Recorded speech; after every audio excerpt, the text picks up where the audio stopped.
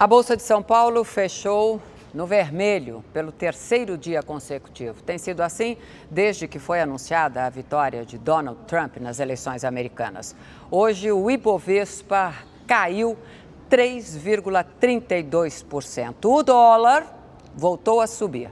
A moeda americana teve valorização de 0,92%, cotada a R$ 3,39. A agência de classificação de risco Fitch manteve a classificação de risco do Brasil em BB, com perspectiva negativa, o que situa o país 2 níveis abaixo do grau de investimento. Salete, dólar em alta, investimento estrangeiro em queda e sinalização negativa da agência de risco Fitch. Nenhuma luz no fronte externo para o Brasil, Salete? Nem no fronte externo, Boris, nem no interno, né? Convenhamos. Pouca luz. O último rebaixamento do Brasil em grau de investimento, você deve estar lembrado, aconteceu pela agência Moody's. A queda foi grande, foram 2 degraus de uma única vez. Das 3 maiores agências, a Standard Poor's, Fitch e Moody's, só a Moody's não tinha até então tirado o selo de bom pagador do Brasil. A justificativa para esse rebaixamento foi e é o endividamento público. Como nada mudou até agora, ao contrário, a situação de caos e descontrole das contas públicas só faz aumentar, tivemos hoje, portanto, a reafirmação por parte da agência Fitch de que o Brasil, sem ajuste nas contas públicas, sem reformas estruturais, não oferece qualquer garantia ao investimento estrangeiro. Nem estrangeiro, nem nacional. Porque, apesar de todos os esforços aí que estamos vendo, com a PEC do teto de gasto público, a verdade é que nós estamos ano-luz de um cenário otimista em relação à economia brasileira. Com exceção, talvez, das exportações que agora ganharam aí um fôlego com essa alta do dólar. Na semana acumulou uma alta aí de 5%. Hoje essa alta foi bem menos intensa, 0,9%, mas na semana, 5%. O destaque de alta hoje ficou mesmo com o item impostos pagos por todos nós brasileiros em absolutamente tudo o que consumimos. Hoje, atingimos a marca de 1,7 trilhão de reais. É o mesmo valor alcançado, Boris, olha que interessante, é o mesmo valor alcançado no dia 11 de novembro do ano passado. O que isso quer dizer? Isso quer dizer que o Brasil perdeu no comércio, perdeu venda, a indústria perdeu produção industrial, o Brasil perdeu PIB, o trabalhador perdeu emprego, a população perdeu renda, mas quando o item é imposto, o Brasil, Boris, não perde nunca. Precisamos tirar o Brasil do vermelho, sabe? O ex-presidente Luiz Inácio Lula da Silva disse estar sendo alvo de um pacto diabólico. As críticas de Lula foram dirigidas à força-tarefa da Lava Jato durante um ato em defesa dele ontem à noite da Casa de Portugal, no centro de São Paulo. Um pacto quase que diabólico entre a mídia, a Polícia Federal, o Ministério Público e o juiz que está apurando todo esse processo. Se Lula acredita mesmo no que está falando, está fora da realidade. Vive num outro mundo, como se fosse possível uma aliança de instituições nacionais, de personalidades, da imprensa e da sociedade contra ele, autorretratado como pobre vítima de perseguição.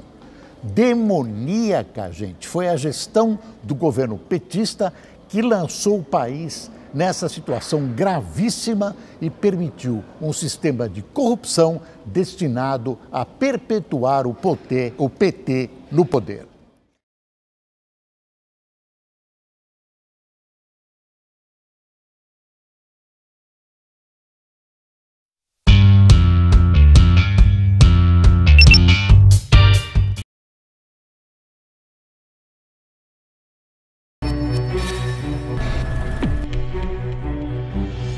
A reforma da Previdência é uma necessidade evidente.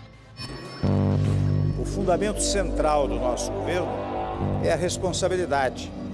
responsabilidade fiscal, pois o gasto desmesurado penhora o futuro em troca de uma prosperidade efêmera e falsa. Só se fala em reformar a Constituição para conter os gastos públicos, em mudar as regras da Previdência. Por quê?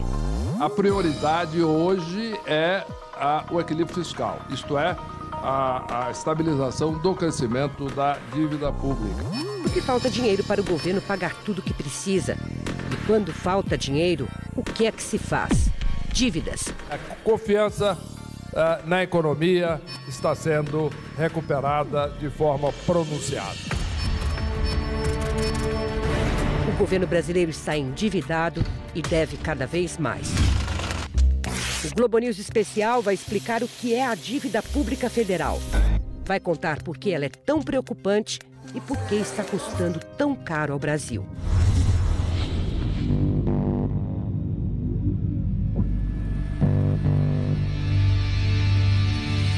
O Brasil tem uma dívida pública que ultrapassou os 4 trilhões de reais em julho.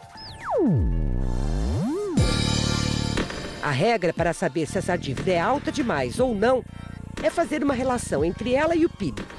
Essa soma de tudo que um país consegue produzir todos os anos. Nessa conta entram 4 itens. Em primeiro lugar, os produtos vendidos, da caneta ao avião.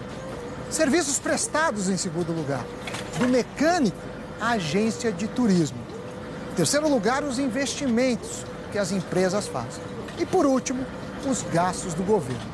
Desde os salários dos funcionários de hospital público até os carros que os políticos utilizam para exercerem suas funções. A economia está em recessão, produzindo menos riquezas que em outros anos. E o que mais aumentou foi o gasto com pessoal, o gasto com previdência e o gasto com juros. Se você pegar esses 3 componentes da despesa total, foram os que mais cresceram. Ele gasta com obra pública, saúde, educação. Todo mês, falta dinheiro para o governo cobrir todos os seus gastos e para pagar salários e aposentadorias. Tem que ter arrecadação para poder cumprir com as suas obrigações. E acredito que as arrecadações hoje são menores do que o que o governo público, né, está gastando. Os impostos eles são usados para prover toda a infraestrutura, né, do Estado, do governo, escolas, ruas, tudo, segurança, saúde, tudo. O dinheiro que o governo tem para gastar vem principalmente dos impostos.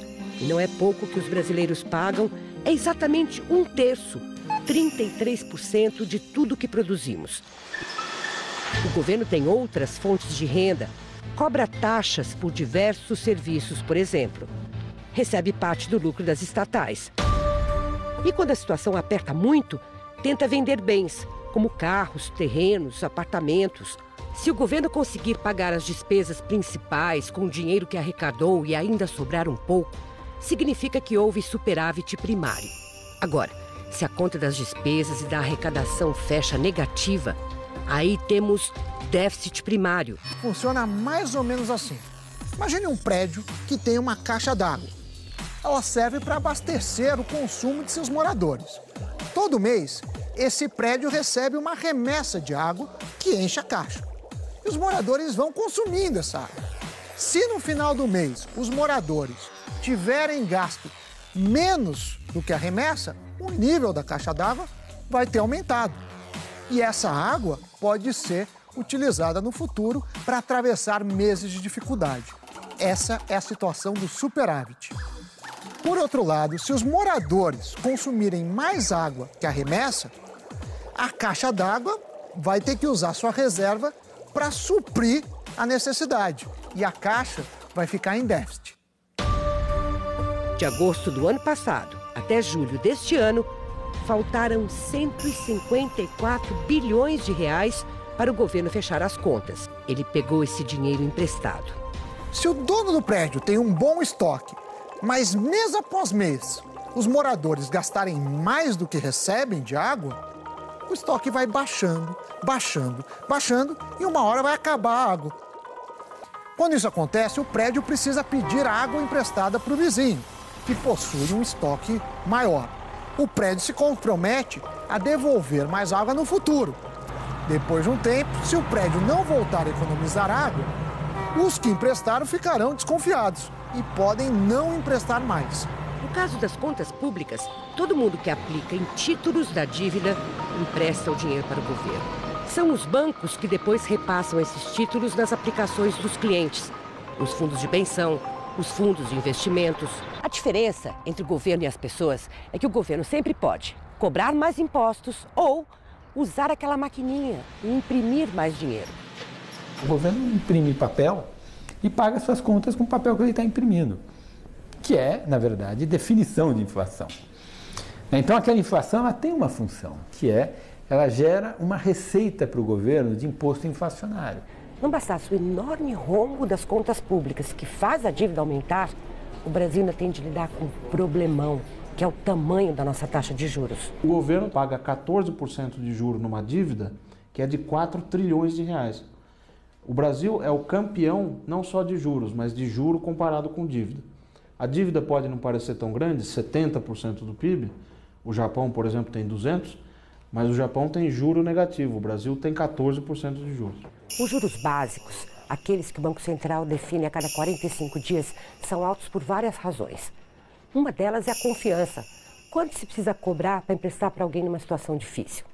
Outra é a inflação. Quando ela sobe, os juros também têm de subir ou ninguém emprestaria para o governo. A dívida é um acúmulo de déficits passados.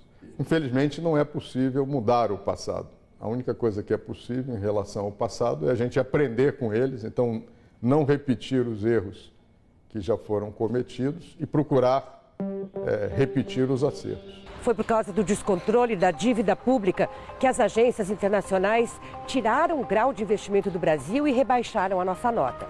Os investidores perderam a confiança. Mas nem sempre foi assim. O sobe e desce da dívida pública, você vai ver no próximo vídeo.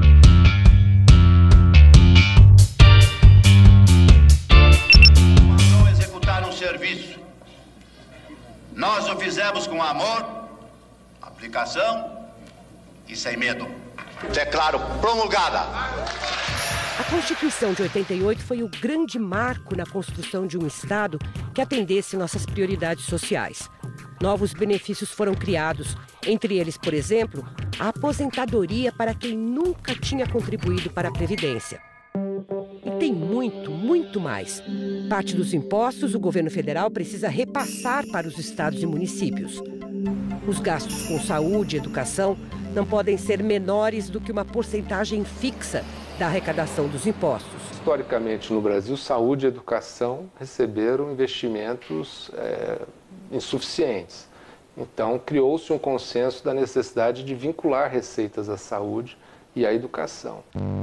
Os benefícios sociais e o piso da aposentadoria têm o mesmo aumento real do salário mínimo. E nada disso pode ser reduzido porque é determinação da nossa Constituição desde 1988. A isso chamamos de vinculação das receitas a gastos pré-determinados. É o que deixa o orçamento federal com pouca margem de manobra para cortes. E hoje, quando se discute desvinculação de receitas, o grande medo é que, ao se desvincular, diminua drasticamente e essas receitas sejam capturadas justamente por outros setores mais fortes politicamente. Se a gente olhar o Estado brasileiro, tem uma parte do Estado brasileiro que tem uma cara mais de welfare, claro, transparente, republicano, que afeta todo mundo.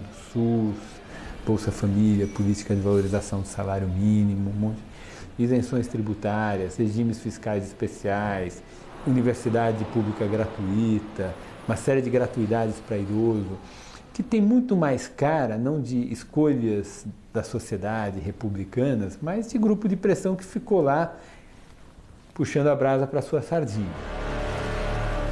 Outro fator que nos trouxe para os problemas de hoje foi a inflação descontrolada na década de 80. Vários planos econômicos tentaram conter o aumento dos preços. Os ganhos dos brasileiros foram corroídos pela inflação. E isso impediu que o país tivesse a exata dimensão da situação das contas públicas. Eu na minha vida adulta, por exemplo, quando eu fui secretário do Tesouro, eu não me lembrava de ter vivido num período de inflação baixa. A inflação mudava todo dia, 1,5% ao dia. Então, era um período em que as circunstâncias eram difíceis. No caso da dívida pública, as circunstâncias eram difíceis também, porque, em razão da estrutura da dívida naquela época, que era basicamente toda indexada, seja a taxa de câmbio, seja a índices de preço, no caso o IGPM, seja a taxa de juros de curto prazo, que era a taxa Selic. Quando o Plano Real conseguiu enfrentar a inflação, o tamanho do rombo ficou mais claro e ele era gigante. Quando a gente estabilizou a economia, o imposto inflacionário foi embora. Tá certo? Aí, o que a gente fez? A gente começou a fechar as contas do governo com mais dívida. A enorme incerteza que um ambiente inflacionário produz faz com que o governo consiga rolar a sua dívida a juros reais muito próximos de zero. Lá por 97, 98, no entanto, a dívida deu um salto considerável. Quando se viu que os estados brasileiros estavam quebrados, o governo federal resolveu assumir todas as dívidas dos governos dos estados e de seus bancos e parcelou o pagamento em 30 anos. 99 foi outro ano ruim. Uma crise cambial atingiu várias partes do globo e, quando chegou ao Brasil, encontrou o país com poucas reservas. O governo teve de desvalorizar o real e subir os juros para 45%, na tentativa de segurar aqui os investidores internacionais que fugiam do Brasil em busca de lugares mais seguros onde aplicar o seu dinheiro. É essencial que o Brasil perceba que nós estamos mudando o nosso regime fiscal. Quando ele fez a mudança do regime cambial em 99, de forma casada ele fez uma outra coisa, foi aumentar a carga tributária muito. E foi esse ajuste fiscal que compensou lá atrás a perda do imposto inflacionário, e foi esse ajuste fiscal que permitiu que o câmbio, o regime cambial alterasse sem que a economia voltasse a ter inflação.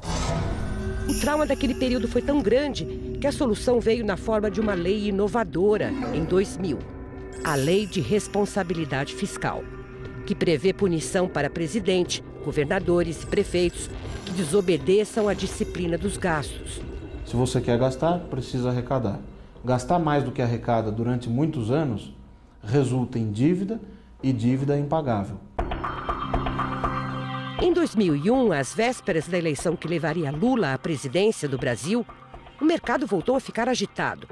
Temendo uma guinada à esquerda na condução da economia, os investidores tratavam de sair do Brasil levando seus dólares. O mercado ficou com medo e, portanto, as pessoas quiseram tirar dinheiro do país, o câmbio subiu muito, subindo muito, a dívida desvalorizou. Novamente, os juros tiveram de disparar e um acordo com o FMI foi fechado às pressas para garantir nossas reservas em moeda forte. Em 2002 é o maior pico da dívida até hoje, maior que o atual, inclusive, né? Chegou a 78% do PIB. Mas esse 78% ele também foi ele também é um pouco enganador, porque é um pico que foi atingido por conta da desvalorização do câmbio. E o câmbio desvalorizou porque ficou claro que o presidente, o então candidato Lula, iria ganhar as eleições. Quando o presidente Lula assumiu em 2003, o Brasil tinha 12% de desemprego e a inflação batia nos 13%.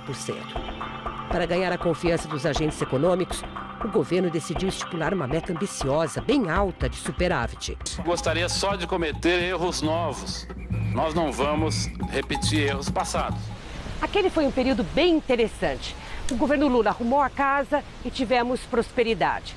Os preços dos nossos produtos dispararam no mercado internacional e a China comprava grandes quantidades do Brasil. O governo conseguiu aumentar as políticas sociais, dar reajustes reais para o salário mínimo e ainda reduziu a dívida. E deu certo. Foi no governo Lula que o Brasil ganhou um grau de investimento, o reconhecimento de que havia controle sobre a dívida e capacidade para pagá-la. Ousei dizer que no Brasil não tinha crise. Eu disse, olha, nós não temos crise. Essa crise é um pequeno barulho que está acontecendo aqui, que aqui pode ser um tsunami. No Brasil vai chegar uma marolinha, nós vamos resolver, nem prancha vamos precisar utilizar. Tsunami ou marolinha, a verdade é que em 2009, com a crise que abalou todas as economias do mundo, o crescimento do Brasil foi a zero. Os preços de nossos produtos despencaram no mercado internacional e o dólar quase dobrou. O governo Lula aplicou então a receita clássica. Aumentou os gastos para estimular a economia, incentivou o crédito para o consumo, reduziu impostos das empresas. Foi um período muito favorável. O gasto da União subiu 9% em média acima da inflação. Foi uma expansão, uma política expansionista muito forte do lado do gasto do governo. E o crédito foi jogado aos píncaros. Mas como o esforço para turbinar a economia elevou o crescimento do Brasil, o governo colheu uma vitória na eleição presidencial. Em 2011, a presidente eleita Dilma Rousseff herdou um país com taxa de crescimento de 7,5%, aumento nos juros e uma dívida pública que havia subido 13,15% em 2010, somando 1 trilhão e 69 bilhões de reais. A partir de 2011, a Receita passou a ter um comportamento normal. O que é um comportamento normal? Em vez de crescer a uma velocidade que é o dobro do crescimento do PIB, passa a crescer a uma velocidade que é igual ao crescimento do PIB. Só que o gasto continuou o seu caminho. Então começou a descida. Imaginando estimular a economia, o governo Dilma aumentou salários e aposentadorias, criou novos programas sociais, concedeu pesados subsídios e incentivos para as empresas. Tentou baixar os juros na marra. Depois vem as políticas de controle de tarifas, tipo preço da energia elétrica lá embaixo, congela o preço da gasolina, para dar 2 exemplos. Tem também tarifa de ônibus e coisas do tipo. Então isso é outra forma de estimular o consumo. E ainda assim, a inflação disparou. Em 2013, o Banco Central teve de voltar a aumentar os juros e o Tesouro passou a ter déficit. E déficit, como se sabe, são cobertos com nova dívida. Nós não aproveitamos o período das vacas gordas para fazer o ajuste que era necessário. Que tipo de ajuste? A reforma da Previdência, fixando uma idade mínima para a aposentadoria, regras mais claras para o comportamento do gasto com o pessoal. Ao contrário, nós demos reajustes em cima de reajustes. Então, faltou austeridade fiscal e faltou entender que para crescer precisa ter investimento. Essas despesas não param de crescer. Ao mesmo tempo em que a economia e a arrecadação despencam, não tem outro jeito. Todas as atenções acabam se voltando para o rombo e para a dívida. O FMI alerta. Até o final de 2016, o Brasil estará devendo o equivalente a 76% do PIB, 76% de tudo que produzimos este ano. No final do ano que vem, essa proporção vai chegar a 80% e no fim da década a 90%. E agora, como inverter essa trajetória? O Fundo Monetário sugeria que, no caso dos países em desenvolvimento e no caso dos países emergentes, um percentual de 40% de dívida em relação ao PIB seria um percentual prudente. Recomendava que nenhum dos países, sejam emergentes e desenvolvimento, sejam países desenvolvidos, vão além de 90% de dívida em relação ao PIB, porque geralmente acima desse percentual problemas começam a acontecer, seja no crescimento econômico, seja outro tipo de problema. A dívida é preocupante para um país quando ela é muito cara. Quando o crescimento da dívida é maior do que o crescimento da base material que sustenta aquela dívida. Qual é a base material que sustenta a dívida? É a atividade econômica, é a economia. Porque a dívida de um país, ela nunca termina. Por quê? Porque o país não termina. E essa é uma diferença entre um indivíduo e uma sociedade, um país. Um país é uma entidade imortal. Então a dívida é eterna. Tem uma coisa consolidada na literatura de finanças públicas que é a chamada regra de ouro. O que é a regra de ouro? Não faça dívida se não for para investimento. Toda variação de dívida tem que ser para investir. Se você vai aumentar os títulos, colocar mais pressão sobre o mercado, exigindo mais recursos dele, que isso seja para transformar em crescimento econômico. E para transformar em crescimento só tem um jeito: investimento. Foi tudo que a gente não fez nos últimos anos.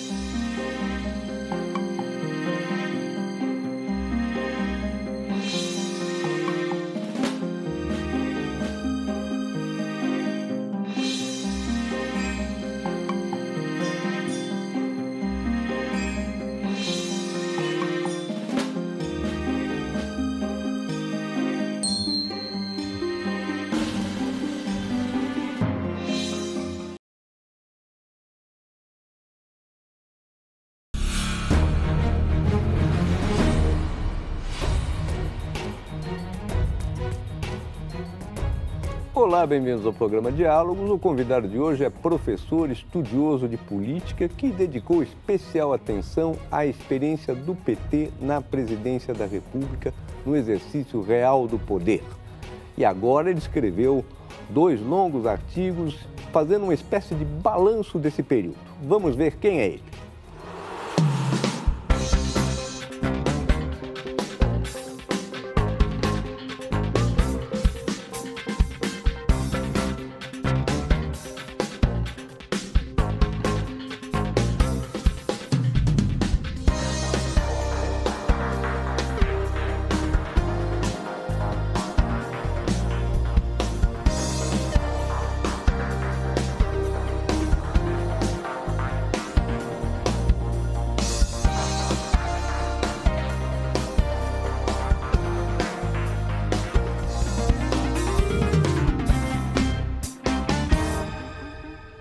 Então temos aí André Singer, acabou de fazer concurso, virou professor titular de ciência política na USP e está lançando uma coletânea de ensaios de várias pessoas pela editora Boitempo, e que ele faz apresentação com a professora Isabel e também escreve um artigo fazendo um balanço, o primeiro balanço do lulismo.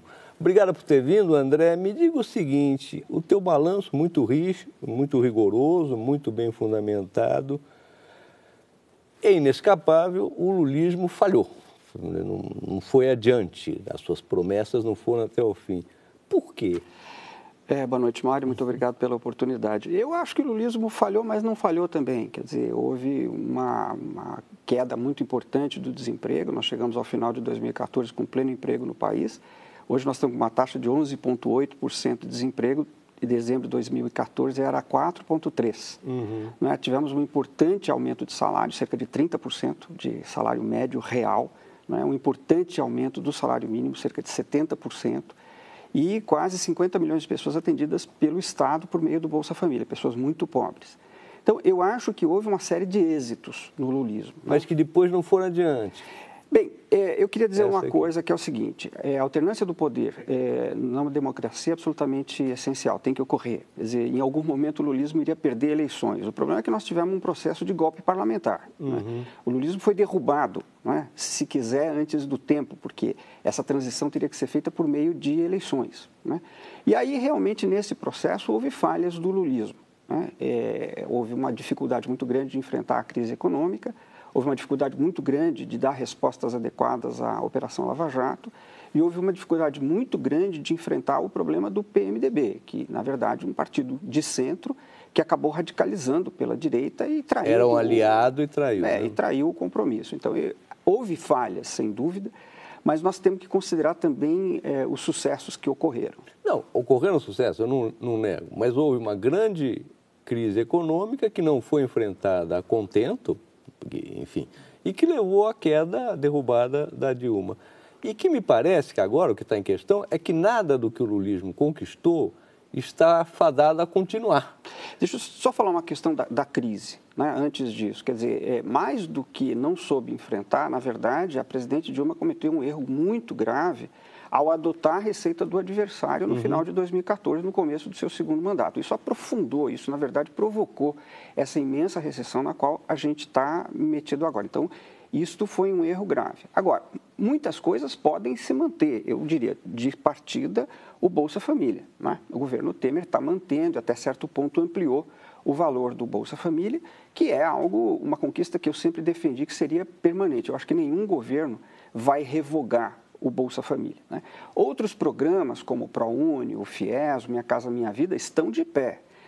É claro que ao longo do tempo eles poderão ser revogados, eles poderão ser destruídos. E a gente sabe que já está ocorrendo um empobrecimento, né, da população, volta do trabalho doméstico, volta da precariedade. Isso, de fato, está ocorrendo, mas, infelizmente, isso começa já a ocorrer no próprio governo da ex-presidente Dilma. É aí que é uma das medidas do lulismo não ir adiante. Chamemos lulismo todo esse processo. A questão, por exemplo, de congelar por 20 anos, que foi aprovado pela Câmara, agora está no Senado, os investimentos com base no orçamento e mais a inflação. Sim. Ou seja, toda a expectativa de ter um país mais igualitário, com menos pobres, com gente entrando no mercado de trabalho, na cidadania, parece que não vai se cumprir. Não, o que ocorre é o seguinte, nós tivemos um avanço nesse sentido. É um avanço importante e é importante registrar, deixar muito claro isso. Houve um avanço nesse sentido. Agora, nós temos um outro bloco no poder que tem outro projeto, que é um projeto, na verdade, contra a igualdade. É um projeto para revogar esses avanços que ocorreram. Até onde ele vai conseguir ir, está em aberto, nós não sabemos. É claro que a aprovação da PEC 241 é um elemento extremamente importante, porque se ela for bem sucedida, ela vai conter o gasto público durante 20 anos. É um projeto, é um mega projeto de retrocesso, né? Porque vai limitar a capacidade do Estado de fazer política econômica e vai prejudicar muito a população pobre que depende de saúde e educação públicas, né? Então, de fato, é um retrocesso grande. Agora, nós temos que considerar também, eu volto a dizer, né, que democracia tem em parte isso. Eu não estou querendo desconsiderar o fato de que houve um golpe parlamentar, mas é preciso também ver que, por exemplo, agora nas eleições municipais, a população votou a favor desses partidos que aprovaram a PEC 241. Então, digamos, uma certa oscilação faz parte da luta democrática, né? O problema é que nós estamos num momento em que a democracia está em perigo, né, no Brasil, e que a gente não sabe como é que isso vai continuar. Você consegue medir, de alguma maneira um pouco mais concreta, o que foi um ataque ao governo do PT, a essas conquistas, o que é uma crise econômica internacional e o que é a própria, vamos dizer assim, o PT não ter condições de dar uma resposta adequada? O que é fracasso do PT, o que é situação internacional, o que é crise econômica? A crise econômica mundial mudou completamente o contexto, né? Eu diria o seguinte, o lulismo foi muito bem sucedido enquanto as condições econômicas internacionais eram favoráveis. Quer dizer, as commodities em alta, a China comprando as nossas commodities, tinha uma largueza, uma possibilidade de margem de manobra que a partir de 2011 se fecha. Mas a partir de 2008, quando vem a crise, também consegue enfrentar. Consegue enfrentar dentro de uma onda internacional de investimento do Estado para impedir que as economias todas fossem pelo ralo, né? Caso do Lehman Brothers. Quer dizer, se os Estados Unidos não entrasse com muito dinheiro, né, a economia tinha se desvanecido. Então, dentro dessa perspectiva, o lulismo foi bem. Agora, quando a coisa complicou no sentido de um período de estagnação, que parece que o capitalismo está num período de estagnação geral, aí o lulismo não conseguiu dar boas respostas, né? Ex-presidente Dilma tentou uma política à esquerda, 2011, 2012. A sociedade não percebeu e ela não avisou, que foi um erro. Nova matriz econômica. Deu errado, né? Deu errado e ela não teve força política para sustentar. Então, é uma mistura dessas várias coisas que ocorreram. E é claro que a oposição, como teria que ser, se aproveitou. O elemento estranho aí é o comportamento do PMDB, que se imaginava que deveria ser um partido de conter um pouco a radicalização e, de repente, resolveu radicalizar e agora está no governo. Agora, analise, por favor, com um pouco mais de detalhe essa questão da Dilma tentar fazer uma radicalização. Ela tenta fazer uma industrialização, aumenta o subsídio de alguns setores da indústria, ela diminui os juros, pressiona a diminuição dos juros e tenta mexer o Estado para criar emprego, manter uma industrialização. Agora, você fala, ela não avisou ninguém. O que foi isso? Não, o que foi é o seguinte, a Dilma deve ter percebido, né, que se ela não enfrentasse o capital financeiro para tentar fazer uma reindustrialização do país, aumentando o crédito, baixando os juros, ou seja, disponibilizando recursos para os industriais investirem, que ela não teria condição de reaquecer a economia, porque a economia internacional estava caindo. Então, ela tentou, e ela foi muito corajosa. Eu sou muito crítico ao que ela fez no segundo mandato, mas tem que reconhecer que no primeiro mandato ela foi muito corajosa, né? Só que ela não avisou a sociedade, ela não mobilizou bases políticas para sustentar isso, como se ela pudesse fazer pela mera vontade dela. Por isso que eu chamo o artigo de cutucando onças com varas curtas. Quer dizer, ela digamos, como se ela não tivesse previsto que haveria uma enorme reação, que veio, né? E mais ou menos deu no que deu. Agora, por que certos setores, por exemplo, o setor industrial que você analisa, ele não adere a isso? É um enigma. De certa maneira, ele se beneficiaria disso, dessa política de subsídio, de incentivo, de BNDES, botar para trabalhar, botar fábrica para produzir. Mas aí chega uma hora que o setor industrial recua. Por quê? Esse é um enigma, né? Ninguém sabe exatamente o que aconteceu. Agora, não só eles se beneficiariam, mas toda a política foi feita para eles. Não é? Ela foi feita item por item para favorecer os industriais e, à medida que a política foi sendo realizada, eles foram ficando contra. Quando a imprensa ia perguntar, eles diziam, não, eu sou contra porque o governo é muito intervencionista. Claro, é intervencionista a favor deles. Né? A minha hipótese acaba sendo uma hipótese que eu resgatei do ex-presidente Fernando Henrique Cardoso, na sua livre-docência de 64, né, quando ele tinha um pensamento à esquerda, em que ele diz, bom, o problema é o seguinte, os setores industriais no Brasil empurram o Estado numa direção, porque precisam disso, sem isso não há industrialização, mas quando o Estado começa a fazer, eles tiram a escada, porque eles ficam com medo de o Estado ficar forte demais. Eles têm temor de que o Estado fique forte demais. Mas aí um raciocínio, não é um raciocínio muito ideológico, o André? Não seria uma coisa, bom, você usa até uma expressão lá, greve de investimento, que eles não vão investir por uma questão, no fim, ideológica. Bom, o lucro, quem vai recusar lucro? Olha, essa expressão não é minha, é do Kalecki, que é um economista clássico. Então, eu não inventei a ideia de greve de investimento. Não, eu só estou querendo dizer que não é uma coisa tão absurda. Né? Ou seja, o que eu estou defendendo é que pode haver nesse processo elementos políticos.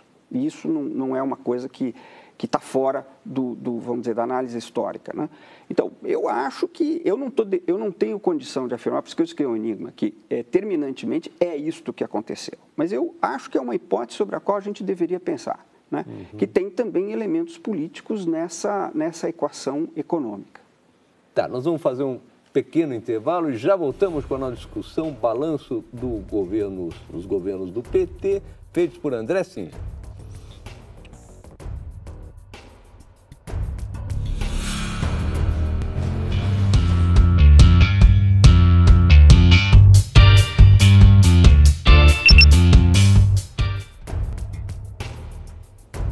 Voltamos com o André Singer, cientista político, professor da USP, colega colunista da Folha de São Paulo.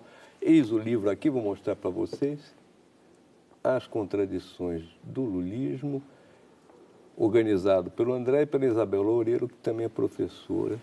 E um monte de gente escreve a Maria Elisa Sevasco, um bom artigo sobre cultura, outro sobre questão no campo. É muito interessante o livro.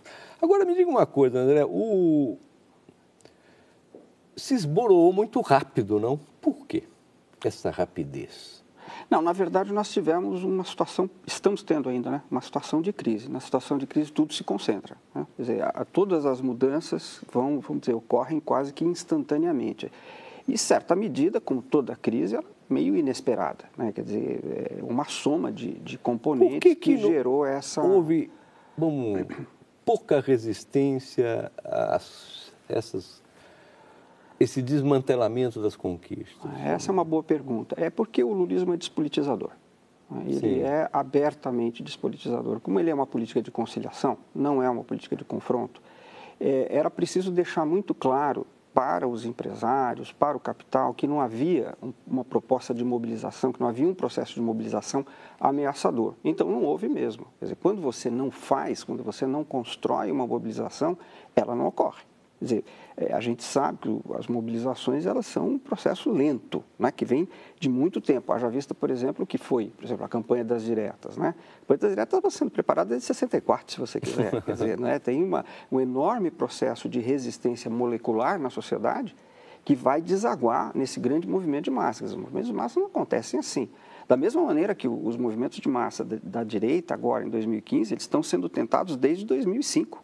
Né? Demorou 10 anos para que isso se desse. Então, esses processos são moleculares. No caso do lulismo, como é uma proposta de não confronto, não houve isso. Me parece também que apesar de todo o seu rigor, há um certo desencanto com esse desenlace do lulismo até agora, né? Porque o país não acumula, as coisas não vão adiante, todas as experiências são basicamente truncadas, 64, que aí havia uma certa mobilização, reforma de base, que é truncada por um golpe. O lulismo vai até um limite, aí ele se enreda numa crise e não vai adiante. O PT sai derrotado no processo do impeachment e também nas eleições municipais e praticamente se começa do zero.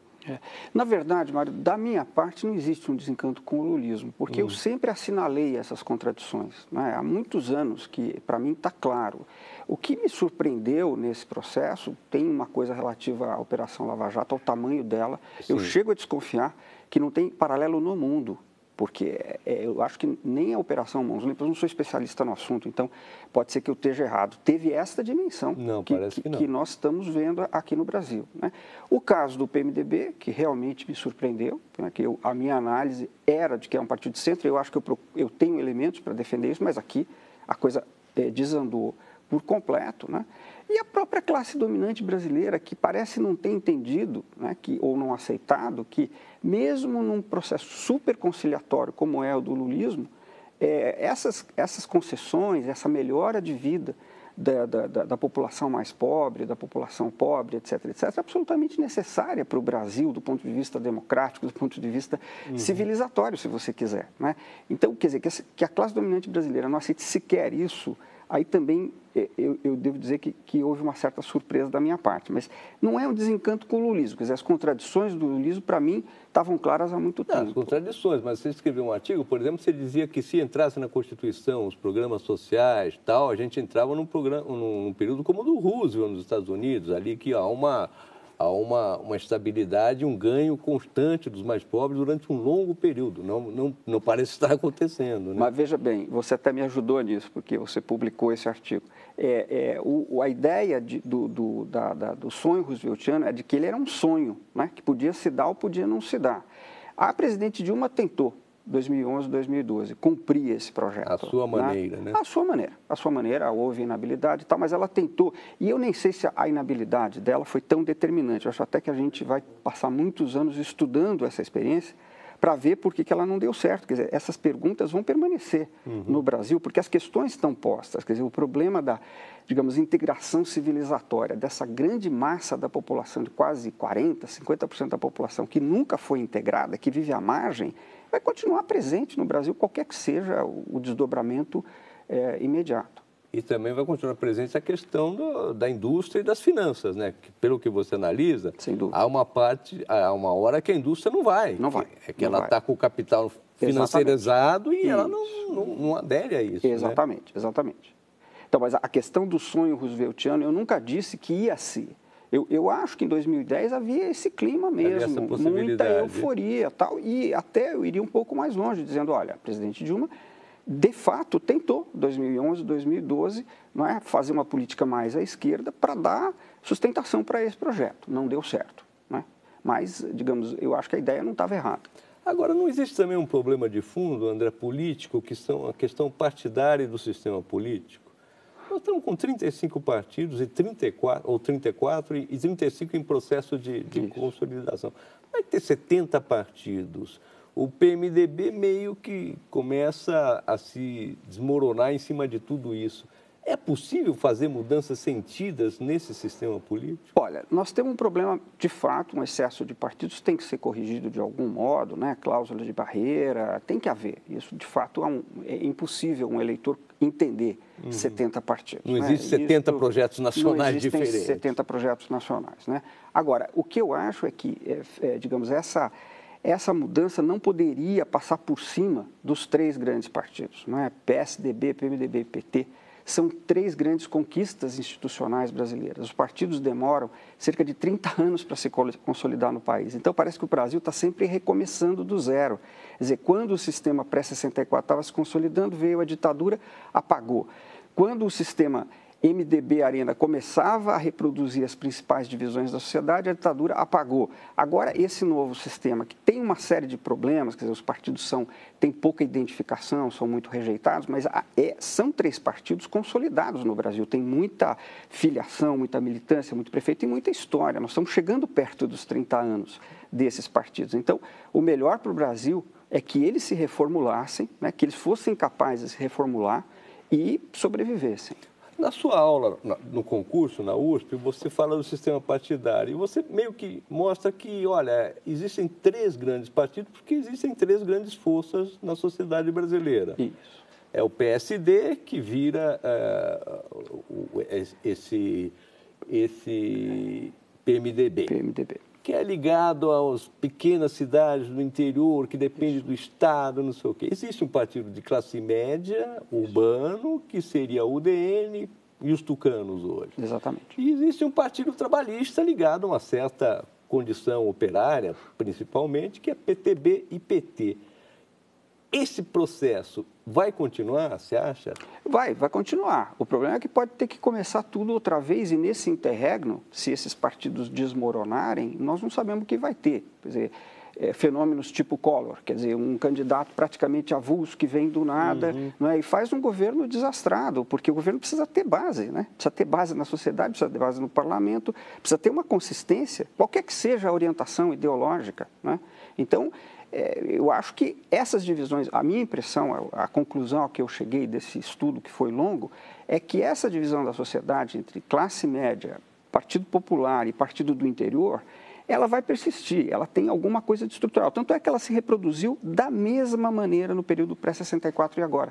E não foi intenção de ninguém, porque o PSDB não queria ser o DN, o PT não queria ser o PTB e o PMDB não queria ser o PSD. E acabaram sendo muito parecidos. Então, agora, o PMDB, pela sua própria análise, ele vai mudando, né? Que ele adere a uma coisa mais UDN, mais tucano. Não, aí tem uma coisa que também é semelhante, que é o seguinte, o PSD antigo aderiu ao golpe militar. Sim, o próprio Juscelino Kubitschek apoiou o golpe, né? E indicou o primeiro vice-presidente do general Castelo Branco, o Alckmin, que era o braço direito do Juscelino. Então, a questão desse partido do interior é que ele tem, com todo respeito, um caráter oportunista. Né? Ele vai muito de acordo com a conjuntura, porque ele precisa estar sempre no governo, né? Porque os pequenos municípios dependem do governo. Então, tem também um elemento estrutural aí que realmente desarranja todo o processo, né? Porque ele não fica estável como um partido de centro. Isso é um problema.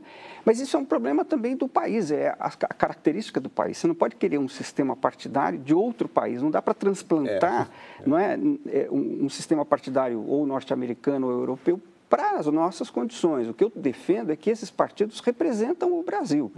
E, nesse sentido, é importante que esse jogo continue. Uma última pergunta para encerrar, mais rápida, mas se você puder esclarecer. Tem uma série de novas reivindicações, novas questões políticas que estão entrando no Brasil com força. Questões de gênero, questões de raça, muito urbano, às vezes muito classe média, mas já entrando em uma certa periferia, certos trabalhadores. Essa questão, essas novas questões, elas podem mudar a política brasileira, você acha, André? Não muito, porque isso é uma característica do Brasil, né? O Brasil é a soma do moderno com o arcaico o tempo todo. Então, essas questões são questões supermodernas que atingem uma parte da população, mas não o grosso. Né? O grosso da população continua em torno das questões, vamos chamar assim, da distribuição de renda, as questões materialistas, por razões óbvias, que uma boa parte da população vive com muito pouco e agora com esse retrocesso com quase nada. Então, esse processo atual vai até acentuar essas características, vamos chamar assim, materialistas. Agora, essa nova pauta é muito importante, ela diz respeito a setores significativos da população e tem que ser considerada. Mulheres são majoritárias no setor trabalhador. Sem dúvida, claro. E elas merecem toda a consideração, essas questões. Mas no que diz respeito à política partidária brasileira, eu não creio que elas vão representar um novo corte.